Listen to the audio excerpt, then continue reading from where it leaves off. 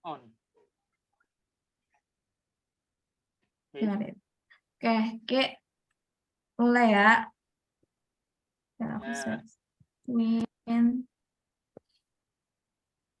Oke.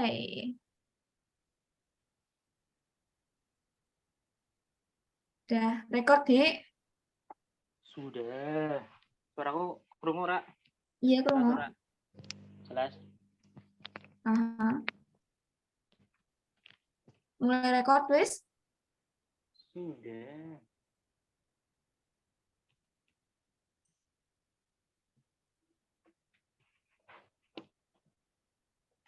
Wis record, Dik? Sudah. Oke. Bye. Assalamualaikum warahmatullahi wabarakatuh. Kami akan memberikan hasil kerja kami mengenai acceptance testing. Sebelumnya, perkenalkan kelompok kami. Saya Afnita Sedas Putri, ada Kamalia Puspitasari, Zai Ahmad Faizi, Arnita Halwa, dan Basatira. Oke, langsung saja.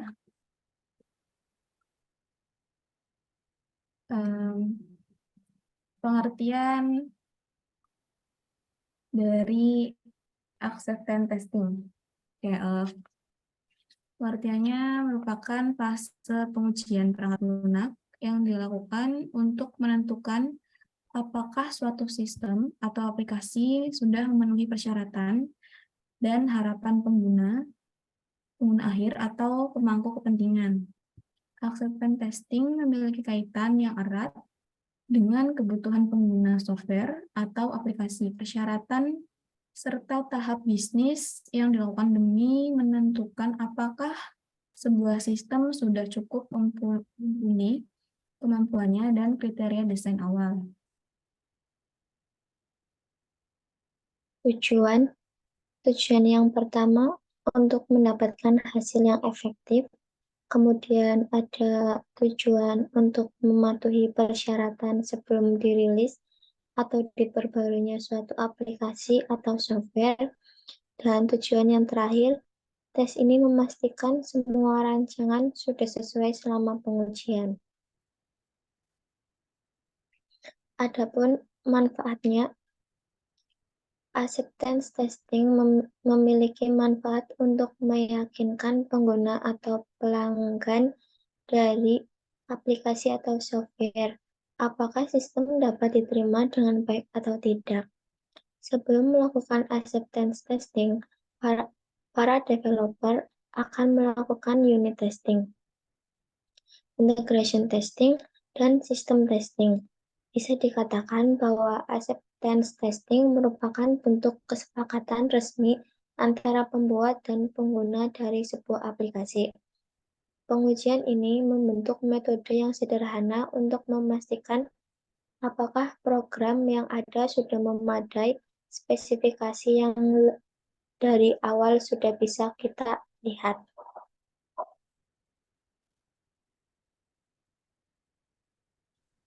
Selanjutnya, jenis-jenis acceptance testing. Yang pertama, user acceptance testing. Jenis pengujian yang dilakukan oleh pengguna akhir atau pihak yang mewakili pengguna akhir untuk memastikan bahwa sistem atau aplikasi telah memenuhi persyaratan bisnis dan dapat digunakan dengan baik oleh pengguna. UAT bertujuan untuk menguji apakah sistem atau aplikasi memenuhi kebutuhan, tujuan, dan harapan pengguna akhir. Yang kedua, business acceptance testing. Jenis pengujian yang dilakukan oleh pihak bisnis atau pemangku kepentingan untuk memastikan bahwa sistem atau aplikasi telah memenuhi persyaratan bisnis yang telah ditetapkan. PAT bertujuan untuk menguji apakah sistem atau aplikasi dapat mendukung proses bisnis secara efektif dan efisien. Selanjutnya, langkah-langkah acceptance testing. Langkah pertama, menentukan kriteria acceptance. Tentukan kriteria dan persyaratan yang harus dipenuhi oleh animasi. Ini mencakup aspek fungsional, visual, waktu, responsivitas interaksi, dan kompatibilitas platform yang telah disepakati. Langkah kedua, identifikasi skenario pengujian. Identifikasi skenario pengujian yang mencangkup berbagai situasi atau interaksi yang harus diuji dalam animasi. Misalnya, pengujian animasi saat mulai, mengakhiri, atau mengubah mode tampilan. Langkah ketiga, membuat test case. Buat test case yang secara rinci menjelaskan langkah-langkah yang harus diikuti untuk menguji setiap skenario. Test case harus mencakup input yang diberikan dan output yang diharapkan dari animasi. Langkah keempat, persiapan lingkungan pengujian. Siapkan lingkungan pengujian yang sesuai untuk menjalankan animasi. Ini termasuk memastikan bahwa perangkat lunak atau aplikasi yang diperlukan untuk menjalankan animasi telah terpasang dan dikonfigurasi dengan benar. Langkah kelima, eksekusi pengujian. Jalankan test case yang telah dibuat untuk menguji animasi sesuai dengan skenario yang ditentukan. Pastikan untuk mencatat hasil pengujian, termasuk kesalahan atau masalah yang ditemukan. Langkah keenam, pemantauan dan evaluasi. Pantau dan evaluasi hasil pengujian untuk memastikan animasi memenuhi kriteria acceptance yang telah ditetapkan. Jika ada masalah yang ditemukan, catat dan dokumentasikan dengan jelas. Langkah ketujuh, pelaporan hasil. Buat laporan hasil pengujian yang mencangkup ringkasan temuan, kesimpulan, dan rekomendasi. Laporan ini akan menjadi referensi untuk pengambilan keputusan apakah animasi telah lulus acceptance testing atau perlu dilakukan perbaikan. Langkah ke-8, validasi dengan pihak terkait. Diskusikan hasil pengujian dengan pihak terkait seperti pengembang atau klien untuk mendapatkan persetujuan akhir dan masukan sebelum melanjutkan ke tahap selanjutnya.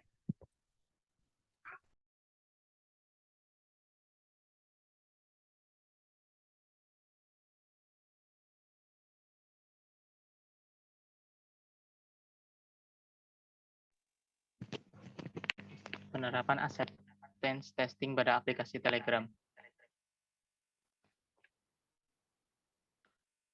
Nomor 1, mendaftar dengan nomor telepon yang valid.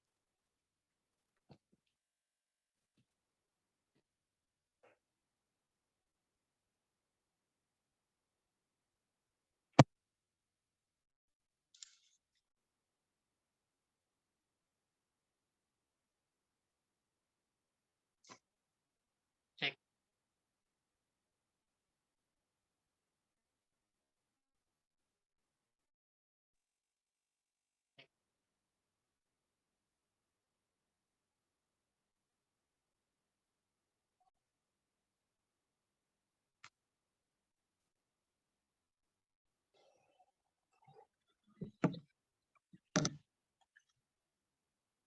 Suaranya Anora. Penerapan acceptance testing pada aplikasi Telegram.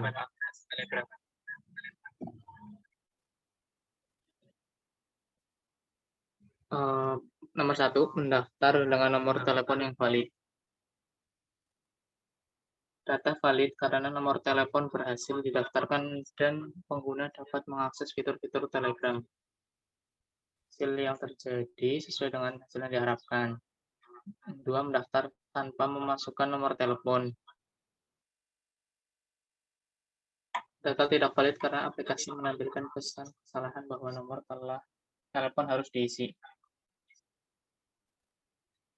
Yang ketiga, mendaftar dengan nomor telepon yang sudah ada.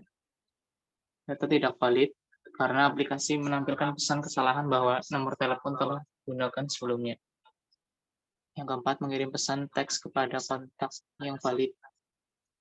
Data valid karena pesan teks berhasil dikirimkan ke kontak yang dituju dan ditampilkan dengan benar.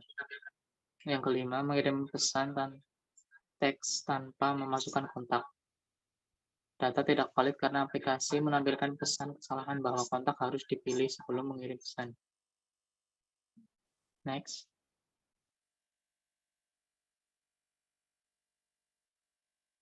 Yang keenam, mengirim pesan teks dengan kontak yang kosong. Data tidak valid karena aplikasi menampilkan pesan kesalahan bahwa pesan tidak boleh kosong. Yang ketujuh, mengirim pesan teks dengan kontak yang tidak ada. Data tidak valid karena aplikasi menampilkan pesan kesalahan bahwa kontak yang dituju tidak ditemukan. Yang kedelapan, mengunduh lampiran foto, video, atau dokumen. Data valid karena lampiran berhasil diunduh dan tersedia untuk dilihat atau dibuka oleh pengguna. Yang kesembilan, mengunduh lampiran tanpa lampiran yang ada. Data tidak valid karena aplikasi menampilkan pesan kesalahan bahwa lampiran tidak ditemukan. Yang ke-10, menghapus pesan teks dari percakapan. Data valid karena pesan teks berhasil dihapus dari percakapan dan tidak lagi ditampilkan. Next. Yang 11, menghapus pesan teks yang tidak ada. Data tidak valid karena aplikasi menampilkan pesan kesalahan bahwa pesan yang ingin dihapus tidak ditemukan. Yang ke-12, mengubah pengaturan notifikasi. Data valid karena pengaturan notifikasi berhasil diubah sesuai dengan preferensi dari pengguna atau user. Yang ke-13, mengubah pengaturan notifikasi yang tidak valid. Data tidak valid karena aplikasi menampilkan pesan kesalahan bahwa pengaturan notifikasi tidak valid. Yang ke-14, membuat grup chat dengan anggota yang valid. Data valid karena grup chat berhasil dibuat dan anggota yang ditambahkan dapat berkomunikasi dalam grup tersebut. Yang ke-15, membuat grup chat tanpa menambahkan anggota. Data tidak valid karena aplikasi menampilkan pesan kesalahan bahwa setidaknya satu anggota harus ditambahkan ke dalam grup chat yang akan dibuat. Yang ke-16, membuat grup chat dengan nama yang sudah ada. Data tidak valid karena aplikasi menampilkan pesan kesalahan bahwa nama grup sudah digunakan untuk membuat grup. Next.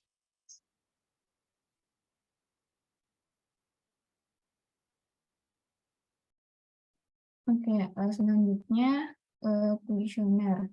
Berikut beberapa pertanyaan dalam kuesioner. Yang pertama ada, apakah Anda dapat dengan mudah mengunduh dan menginstal aplikasi Telegram? Yang kedua, bagaimana kesan awal Anda tentang antarmuka pengguna aplikasi Telegram? Yang ketiga, aplikasi navigasi dalam aplikasi apakah navigasi dalam aplikasi Telegram intuitif dan mudah dipahami? Keempat, apakah fitur-fitur utama seperti mengirim pesan teks, mengirim gambar, dan melakukan panggilan suara berfungsi dengan baik? Yang kelima, bagaimana kualitas suara dan video saat melakukan panggilan suara atau video melalui aplikasi Telegram? Yang keenam, apakah aplikasi Telegram memberikan pemberitahuan yang tepat waktu dan akurat? Ketujuh, apakah Anda dapat dengan mudah mencari dan menemukan kontak atau grup di aplikasi Telegram? Yang kedelapan, bagaimana keamanan dan privasi dalam penggunaan aplikasi Telegram? Yang kesembilan, apakah ada masalah atau kendala teknis yang Anda temui saat menggunakan aplikasi Telegram? Yang terakhir, yang ke-10, apakah Anda merasa puas dengan kinerja dan kualitas keseluruhan aplikasi Telegram? Yang berikut referensi sumber dari kelompok kami. Sekian dari kelompok kami. Mohon maaf jika ada kesalahan kata. Terima kasih. Assalamualaikum warahmatullahi wabarakatuh.